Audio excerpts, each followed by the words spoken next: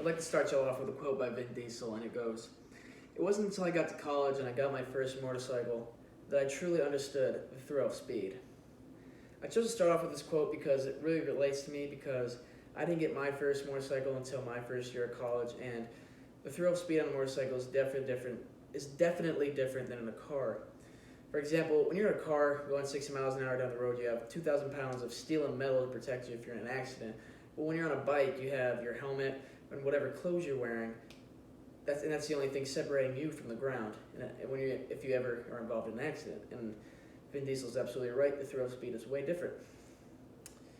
Today I feel like my topic is credible because, for one, I ride a motorcycle, more specifically a Harley Davidson motorcycle, and today I'm going to take you all through a brief history of Harley Davidson motorcycles. The first topic I would like to present is about the engines that Harley Davidson uses on every single bike that they produce. According to J&P Cycles in Harley Davidson motorcycle history, Harley Davidson is known for their big air-cooled V-twin engines. Harley Davidson has stayed true to their roots as they've only changed the design on their engine 3 times in the past 80 years. The newest iteration of Harley's engines being called the Milwaukee 8, and it is what is on all current Harley Davidson motorcycles, including my own. Harley Davidson introduced the Milwaukee 8 in 2016, and it will be the premier engine on all Harley Davidson motorcycles for probably the foreseeable future, as they've only changed their design 3 times in 80 years, which makes sense. The next topic I would like to talk about is where Harley Davidson got their start from. Harley Davidson, or according to a history of the Harley Davidson Motorcycle Company, Harley Davidson was founded in a small shed in Milwaukee, Wisconsin by William S. Harley and William A. Davidson in 1903. A little fun fact is that Harley Davidson actually didn't open their first store in Milwaukee. They actually opened it in Chicago, which is kind of funny because you would assume that since the company is originated in Milwaukee, Wisconsin, they would open it in Milwaukee, but they actually didn't.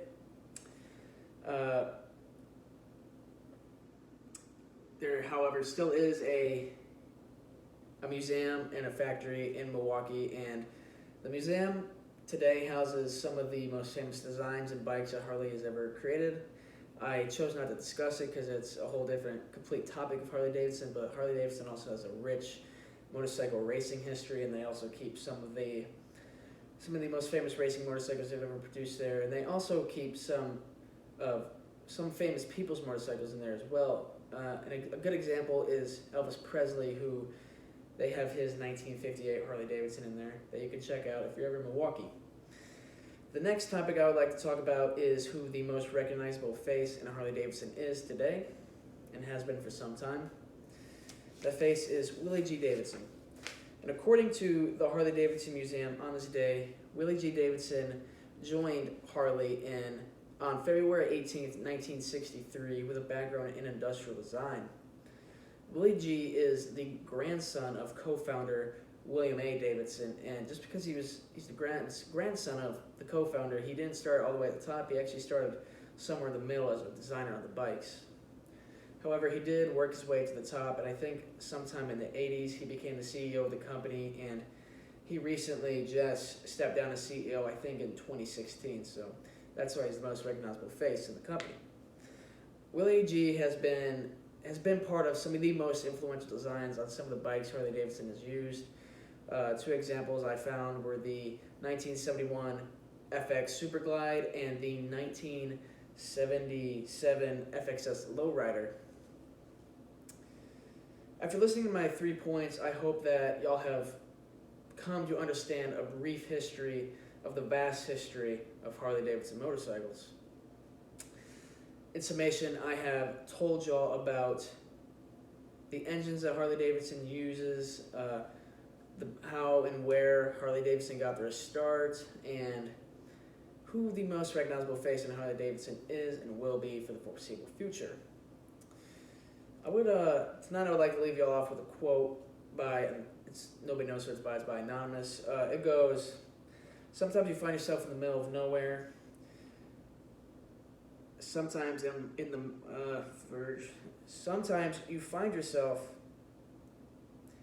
in the middle of nowhere and sometimes in the middle of nowhere, you find yourself. That's by Anonymous.